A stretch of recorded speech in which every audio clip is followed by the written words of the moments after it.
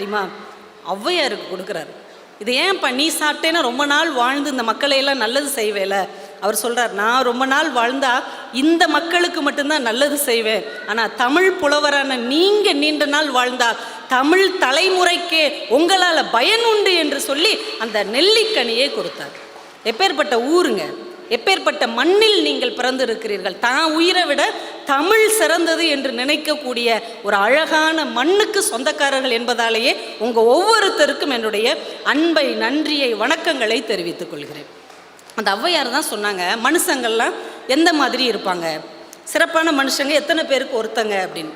அவங்க மதுரையில் ஒரு நாள் நடந்து போயிட்டுருக்குறாங்க ஔவையார். பாண்டிய நாட்டு மன்னன் ஒரு போட்டி வச்சுருக்கிறான். என்னன்னு பார்த்தா ஒரு தங்கத்தாலான ஒரு பெரிய ஊஞ்சல், பொன்னாலேயே செய்யப்பட்ட பெரிய ஊஞ்சல். அந்த ஊஞ்சலுடைய 4 சங்கிலி இருக்கும் இல்லையா, அதை யார் ஒருத்தர் பாடி உடைக்கிறாங்களோ, அப்போல்லாம் நம்ம ஆட்கள் எப்படி பாடியிருக்காங்க பாருங்கள். அபிராமி அந்தாதிலாம் அவர் பாடி 100 உருவி உடைச்சிருக்காரு, 100 பாட்டு பாடி. இது 4 பாட்டு பாடி அந்த 4 சங்கிலியவும் உடைக்கணும் அந்த பாட்டாலேயே, தமிழாலேயே. தமிழுக்கு அவ்வளோ ஆற்றல் உண்டு. அப்படி பாடி உடைச்சிட்டா அதில் உள்ள தங்க பொருள் எல்லாமே அந்த புலவருக்கு சொந்தம் அப்படின்னு பாண்டிய மன்னன் அறிவிச்சிட்டார். எல்லா புலவர்களும் அதுக்கு பாட்டுக்கு பாடி பாடி பார்க்குதுங்க, ஒன்றும் நடக்கலை. என்னடா யாராலையும் இப்படி இதை ஜெயிக்க முடியலைன்னு சொல்லும் போது நம்ம ஔவையார் அங்கே வர்றாங்க. என்னப்பா அது போட்டி அப்படின்னு. பாட்டி, இளம் புலவர்களாலே ஒன்றும் செய்ய முடியல, நீ என்ன சாதிக்க போகிற, வழி விடுப்பா, நான் பாடுறேன் அப்படின்னு ஒரு பாட்டு பாடினாங்க. மொத்தம் 4 பாட்டு. அதில் முதல் பாட்டு ஆர்த்த சபை 101, 1001ஆம் புலவர், வார்த்தை 11,000, தாதா கோடி என்பது உண்மையாயின் அரு சங்கிலியே அப்படின்னு பாடியிருக்கிறாங்க. உடனே அந்த சங்கிலியை அருந்துருச்சு. அப்படியே இன்னும் 3 பாட்டு பாடி 4 சங்கிலியையும் அறுத்து தன் வார்த்தை, தன்னுடைய தமிழ் ஒரு சங்கிலியை விட வலிமை வாய்ந்தது என்று நிரூபித்த தமிழ் புலவர் ஔவைக்கு சொந்தமான ஊர் இந்த தர்மபுரி மண். அந்த பாட்டுக்கு என்ன அர்த்தம்னா, ஆர்த்த சபை 101. ஒரு சபையில் எல்லாரும் உட்கார்றாங்கன்னு வைங்க, மேடையில் 100ல் ஒருத்தங்க அந்த தகுதி உடையவங்களாம் இருப்பாங்களாம். ஒரு மேடையில் உட்காரக்கூடிய வாய்ப்பு பெற்றவங்க 100ல் ஒருத்தங்க. புலவர்கள் இருக்கிறாங்கள, கவிதை எழுதுகிறவங்க, பாடல் புனைக்கிற ஆற்றல் உடையவங்க 1000ல் ஒருத்தங்க இருப்பாங்களாம். வார்த்தை 16,000 அப்படின்னா இந்த பேசுகிறோம்ல மேடையில் ஏறி, நாங்களாம் 16,000ல் ஒருத்தங்க. ஆனால் ஒரு சமூகம் நல்லா இருக்கணுங்கிறதுக்காக தன்னுடைய உடல், பொருள், பணத்தை செலவழிக்கிறாங்க இல்லையா, அந்த தாதா கோடியில் ஒருத்தர் தான் இந்த உலகத்தில் இருப்பார்கள் என்று ஔவை சொன்னதற்கு ஒரு அடையாளமாகத்தான் இன்னைக்கு நான் மாதேஸ்வரி அம்மா அவர்களை பார்க்கிறேன். ஆனால் பொதுவாகவே சொல்லுவாங்க, பெண்ணுக்கு பெண்ணு தான் எதிரி அப்படிம்பாங்க, சொல்லியிருக்காங்களா? ஆனால் பெண்ணுக்கு பெண் என்றைக்கும் எதிரி இல்லை, பெண்ணுக்கு பெண் தோழி தான் என்பதை இந்த மண்ணின் மூலமாக அவர்கள் நிரூபித்து கொண்டிருக்கிறார்கள். அவங்க என்கிட்ட ஃபோனில் சொன்னதெல்லாம் அதுதான். எங்கள் ஊர் பெண்கள் இன்றைக்கி அப்படியே படித்து பெரிய லெவல் வந்துட்டுருக்குறாங்க, அவங்கள மேடையில் ஏற்றணும், அதை பார்த்து இன்னும் 100 பெண்கள் வரணும், அதை பார்த்து 1000 பெண்கள் வரணும், இந்த தர்மபுரியே ஒரு மிகச்சிறந்த ஊராக மாறணும் மேடம், இதுதான் என்னுடைய கனவு, இதுதான் என்னுடைய லட்சியம் என்று சொன்னார். வழக்கமாக நம்ம குடும்ப தலைவிகளுக்கு என்னங்க லட்சியம் இருக்கும்? என் பேரம்பேத்தி நல்லா வரணும், அவங்க ஒரு பெரிய படிப்பு படிக்கணும், அவங்களுக்கு நல்ல கல்யாணம் பண்ணி வைக்கணும், இதுதானே நம்மளுடைய கனவாக இருக்கும். ஆனால் என்னுடைய ஊர் நல்லா இருக்கணும், என்னுடைய மாவட்டம் நல்லா இருக்கணும், அங்கே இருக்கிற பெண்களுடைய வாழ்க்கை முன்னேற வேண்டும் என்று கனவு கண்ட ஒரு பெண் நம்மிடையே வாழ்ந்து கொண்டிருக்கிறார் என்பது இந்த மண்ணுக்கு ஒரு மிகப்பெரிய பெருமை.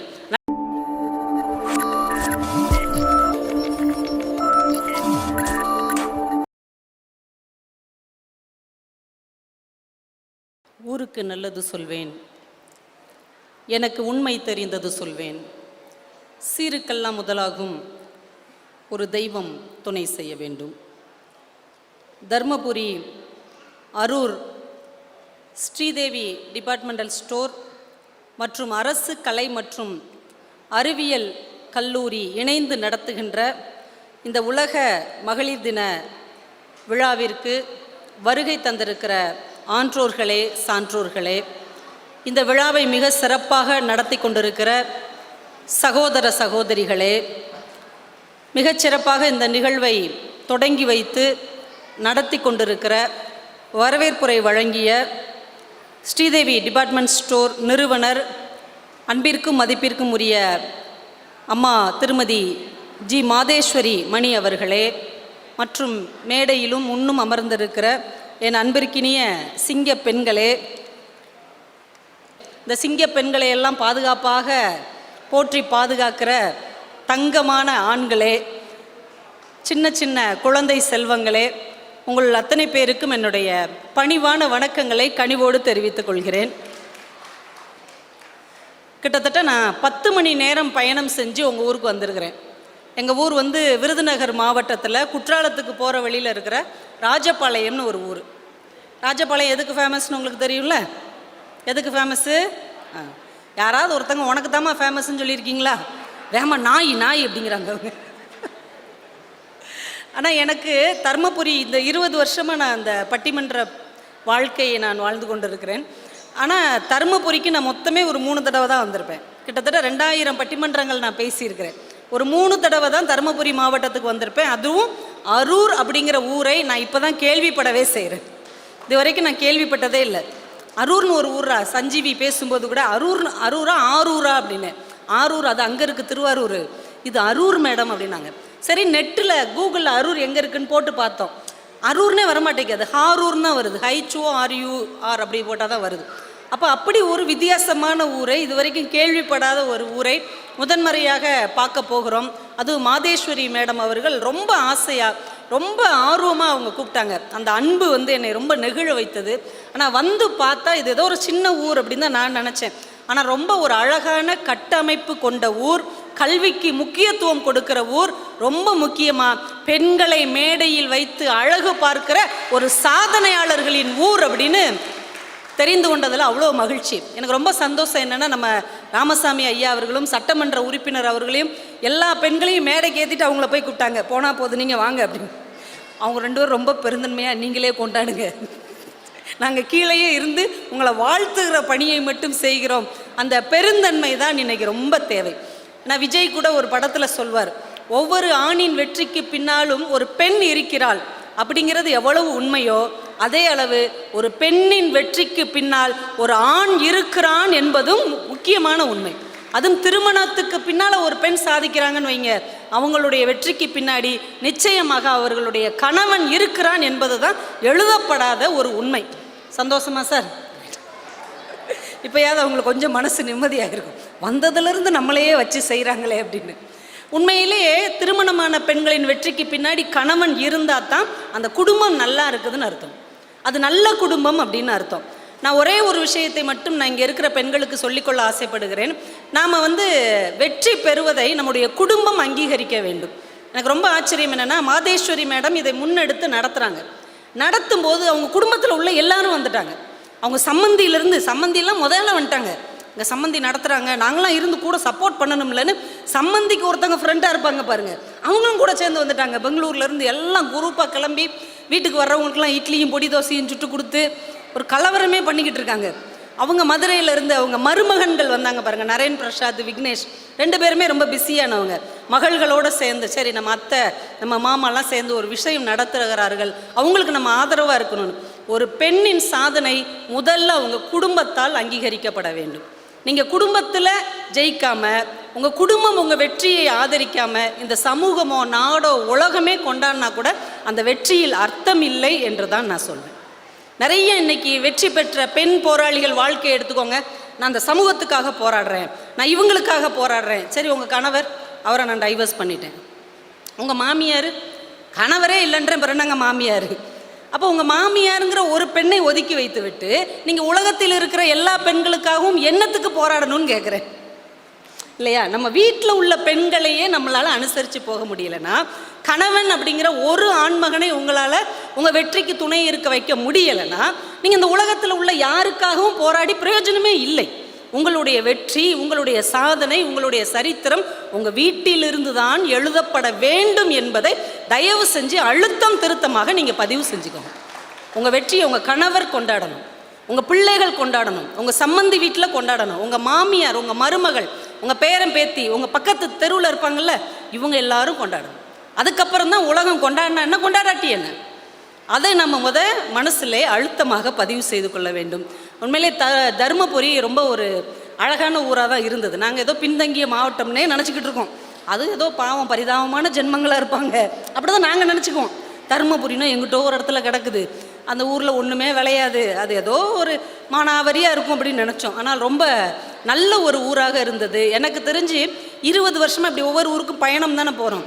யாருக்கிட்ட வழி கேட்டாலுங்க தமிழ்நாட்டில் யாருக்கிட்ட ரூட்டு கேட்டாலும் சரியான ரூட்டை யாருமே சொன்னதே கிடையாது. நிஜமாவே தப்பு தப்பாக சொல்லுவாங்க. தெரியாதுங்கிறத ஒத்துக்கிடாத ஒரே தலைமுறை நம்ம தமிழ்நாட்டு தலைமுறை தான். தெரியாதுன்னு சொல்லவே மாட்டாங்க. நீங்கள் இப்படி போய் அப்படி போங்களே அப்படிம்பாங்க.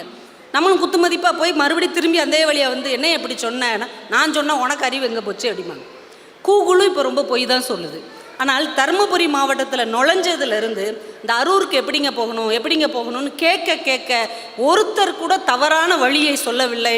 ரொம்ப சரியான வழிகாட்டி இருக்கிறார்கள். ஏன்னா இது வழிகாட்டிகள் நிறைந்த ஊர்.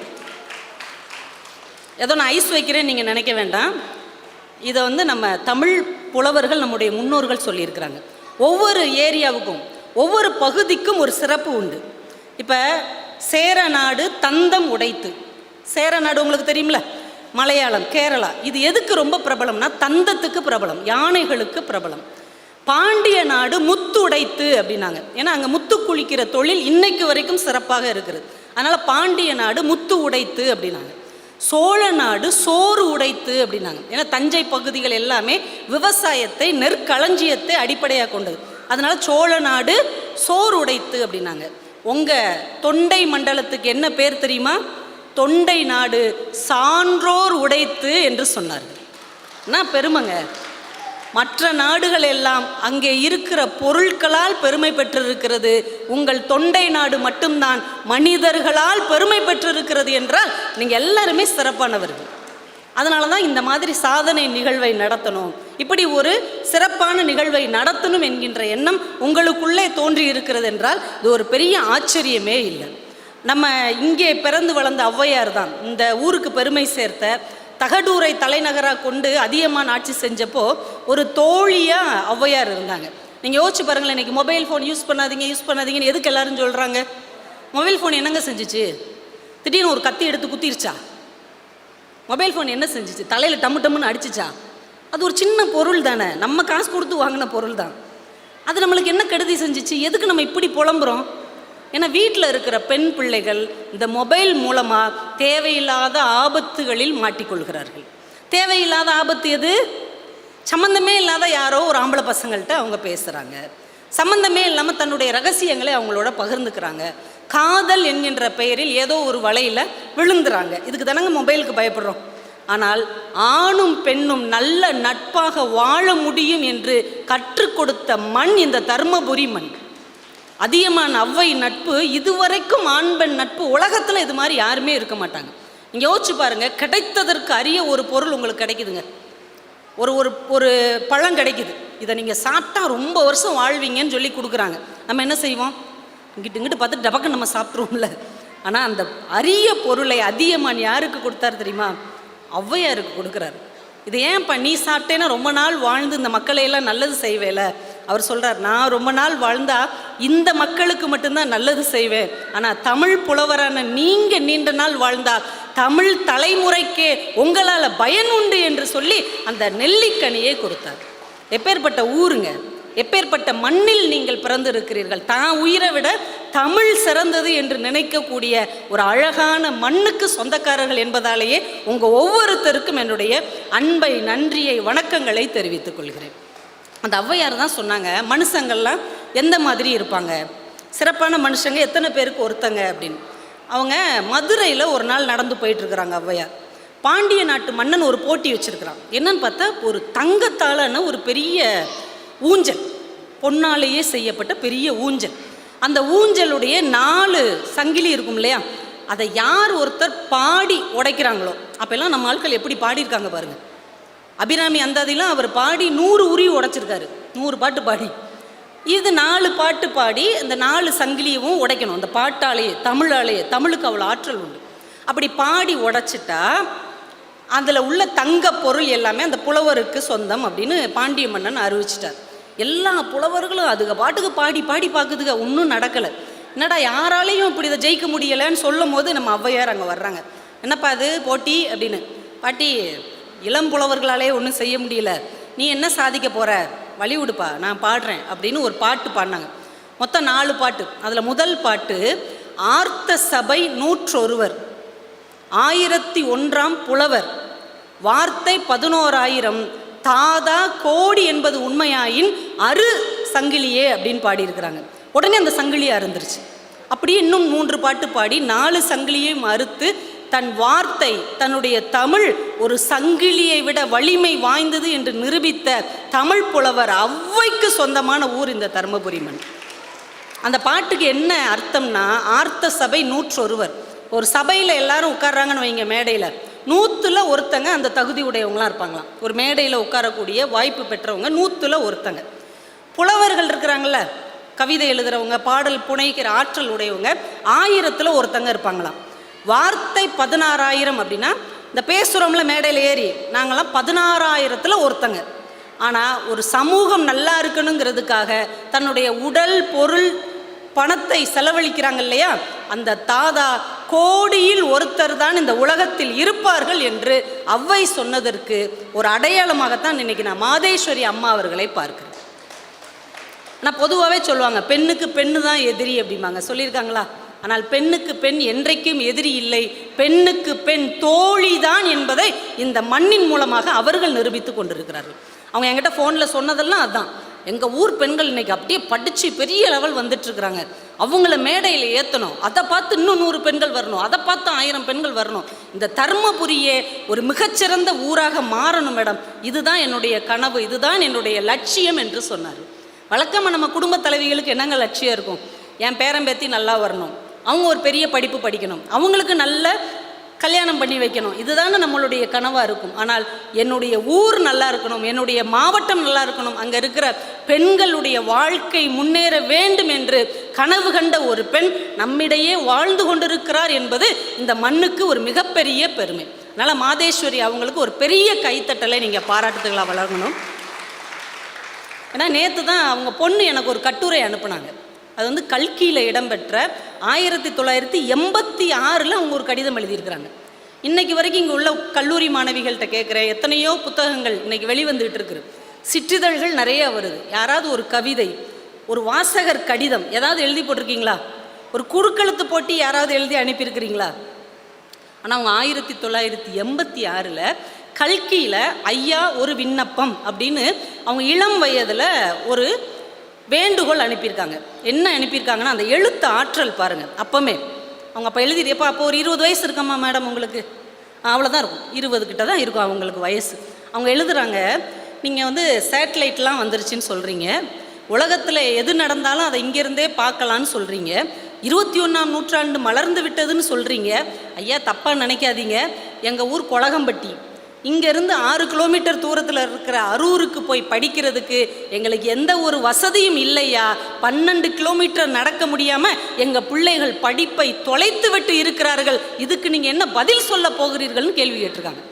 இந்த கேள்வியை பார்த்தா அவங்க மிரண்டு போய், யார் அப்படி ஒரு கேள்வியை கேட்டிருக்காங்கன்னு வந்து பார்த்தா ஒரு சின்ன பொண்ணு, நீங்களாமா இப்படி கேட்டீங்க? ஆமாம் சார், 12 கிலோமீட்டர் நான் நடந்து போய் படித்தேன், அந்த கஷ்டம் அடுத்த தலைமுறைக்கு வரக்கூடாதுங்கிறதுக்காகத்தான் நான் இந்த கடிதம் எழுதுனேன்னு இருக்கிறாங்க. அப்போ தான் பட்ட கஷ்டம் யாரும் படக்கூடாது என்று நினைத்த, இளம் வயதிலேயே நினைத்த அந்த நல்ல சிந்தனை தான் இத்தனை வயசு கழித்தும் இப்படி ஒரு நிகழ்வை நடத்துவதற்கு அவங்களுக்கு தூண்டுதலாக இருக்கிறது. நான் இங்கே இருக்கிற கல்லூரி மாணவர்களுக்கு, இளைஞர்களுக்கெல்லாம் நான் என்ன சொல்ல ஆசைப்படுறேன்னா, இந்த இளம் வயதில் நீங்கள் எதுவாக நினைக்கிறீர்களோ அதுவாகவே வருங்காலத்தில் மாறுவீர்கள் என்பது தான் மானுட தத்துவம்.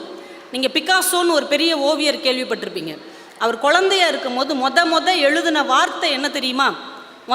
நம்ம அம்மான்னு எழுதியிருப்போம், இல்லை ஆவுன்னு எழுதியிருப்போம். அவர் மொத பென்சில் அப்படின்னு எழுதியிருக்கிறார். பென்சில் அப்படின்னு முதல்ல எழுதின பிக்காசோ தான் பிற்காலத்தில் அந்த பென்சிலால் வரையக்கூடிய ஓவியத்திற்கு உலக அளவில் புகழ் பெற்றார். என்றால் சின்ன வயசுல எது உங்களுக்குள் ஆழமாக உட்கார்ந்து இருக்கிறதோ அதுதான் பிற்காலத்தில் ஆழமரமாக வளரும் என்பதை நீங்க மறந்துடக்கூடாது. வின்ஸ்டன் சர்ச்சில் சின்ன பையனாக இருக்கும்போது நிறைய பொம்மைகள் கொடுப்பாங்களாம். அவர் எந்த பொம்மையை விரும்பி தேர்ந்தெடுத்தார்னா பீரங்கியை தேர்ந்தெடுத்து விளையாடி இருக்கிறார் சின்ன பையனாக இருக்கும்போது.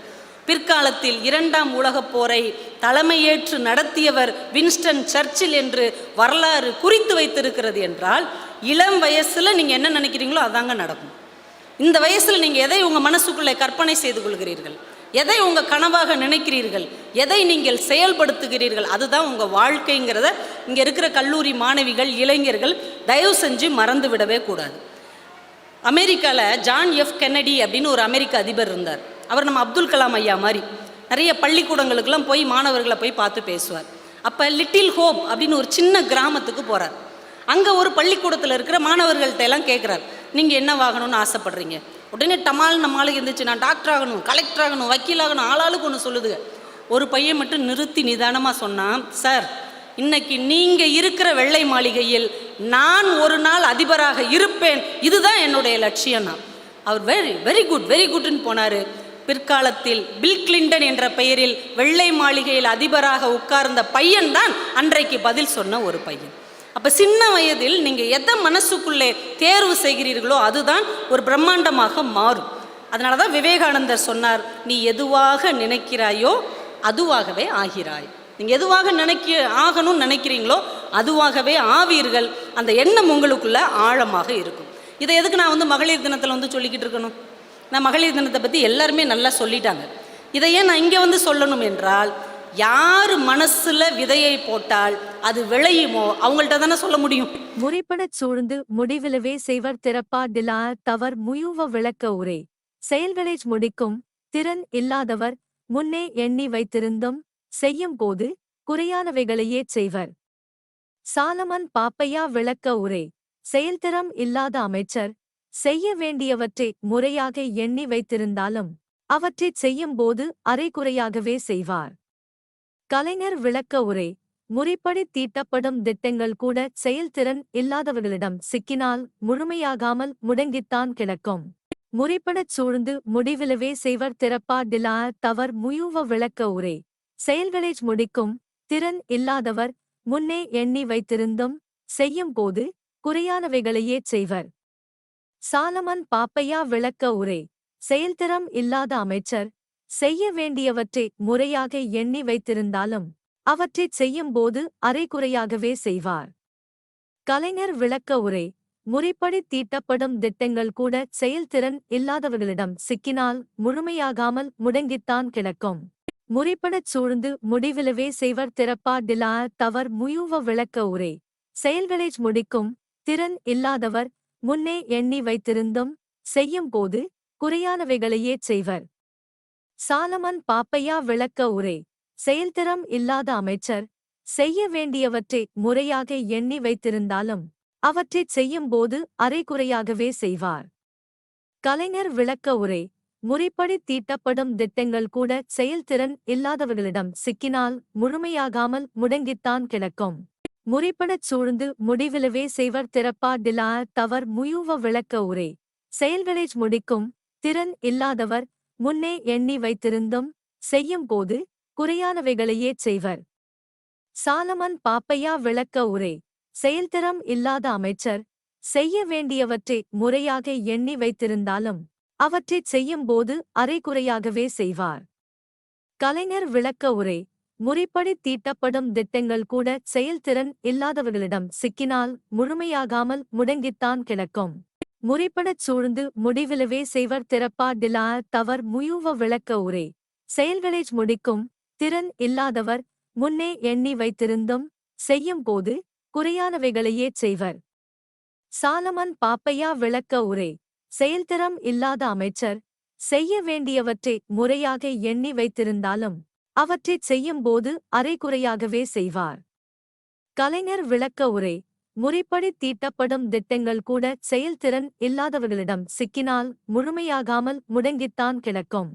முறைப்படச் சூழ்ந்து முடிவிலவே செய்வர் திறப்பா டிலா தவர் முயுவ விளக்க உரை செயல்களை முடிக்கும் திறன் இல்லாதவர் முன்னே எண்ணி வைத்திருந்தும் செய்யும் போது குறையானவைகளையே செய்வர்.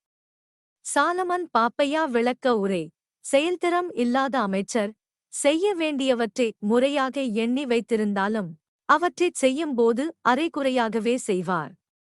கலைஞர் விளக்க உரை முறைப்படி தீட்டப்படும் திட்டங்கள் கூட செயல்திறன் இல்லாதவர்களிடம் சிக்கினால் முழுமையாகாமல் முடங்கித்தான் கிடக்கும். முறைப்படச் சூழ்ந்து முடிவிலவே செய்வர் திறப்பா டிலா தவர் முயுவ விளக்க உரை செயல்களை முடிக்கும் திறன் இல்லாதவர் முன்னே எண்ணி வைத்திருந்தும் செய்யும் போது குறையானவைகளையே செய்வர். சாலமன் பாப்பையா விளக்க உரை. செயல்திறம் இல்லாத அமைச்சர் செய்ய வேண்டியவற்றை முறையாக எண்ணி வைத்திருந்தாலும் அவற்றைச் செய்யும்போது அரைகுறையாகவே செய்வார். கலைஞர் விளக்க உரை. முறைப்படி தீட்டப்படும் திட்டங்கள் கூட செயல்திறன் இல்லாதவர்களிடம் சிக்கினால் முழுமையாகாமல் முடங்கித்தான் கிடக்கும். முறைப்படச் சூழ்ந்து முடிவிலவே செய்வர் திறப்பா டிலா தவர் முயுவ விளக்க உரை. செயல்களை முடிக்கும் திறன் இல்லாதவர் முன்னே எண்ணி வைத்திருந்தும் செய்யும்போது குறையானவைகளையே செய்வர். சாலமன் பாப்பையா விளக்க உரை. செயல்திறம் இல்லாத அமைச்சர் செய்ய வேண்டியவற்றை முறையாக எண்ணி வைத்திருந்தாலும் அவற்றைச் செய்யும்போது அரைகுறையாகவே செய்வார். கலைஞர் விளக்க உரை. முறைப்படி தீட்டப்படும் திட்டங்கள் கூட செயல்திறன் இல்லாதவர்களிடம் சிக்கினால் முழுமையாகாமல் முடங்கித்தான் கிடக்கும். முறைப்படச் சூழ்ந்து முடிவிலவே செய்வர் திறப்பா டிலா தவர் முயுவ விளக்க உரை. செயல்களை முடிக்கும் திறன் இல்லாதவர் முன்னே எண்ணி வைத்திருந்தும் செய்யும்போது குறையானவைகளையே செய்வர். சாலமன் பாப்பையா விளக்க உரை. செயல்திறம் இல்லாத அமைச்சர் செய்ய வேண்டியவற்றை முறையாக எண்ணி வைத்திருந்தாலும் அவற்றைச் செய்யும்போது அரைகுறையாகவே செய்வார். கலைஞர் விளக்க உரை. முறைப்படி தீட்டப்படும் திட்டங்கள் கூட செயல்திறன் இல்லாதவர்களிடம் சிக்கினால் முழுமையாகாமல் முடங்கித்தான் கிடக்கும். முறைப்படச் சூழ்ந்து முடிவிலவே செய்வர் திறப்பா டிலா தவர் முயுவ விளக்க உரை. செயல்களை முடிக்கும் திறன் இல்லாதவர் முன்னே எண்ணி வைத்திருந்தும் செய்யும்போது குறையானவைகளையே செய்வர். சாலமன் பாப்பையா விளக்க உரை. செயல்திறம் இல்லாத அமைச்சர் செய்ய வேண்டியவற்றை முறையாக எண்ணி வைத்திருந்தாலும் அவற்றைச் செய்யும்போது அரைகுறையாகவே செய்வார். கலைஞர் விளக்க உரை. முறைப்படி தீட்டப்படும் திட்டங்கள் கூட செயல்திறன் இல்லாதவர்களிடம் சிக்கினால் முழுமையாகாமல் முடங்கித்தான் கிடக்கும்.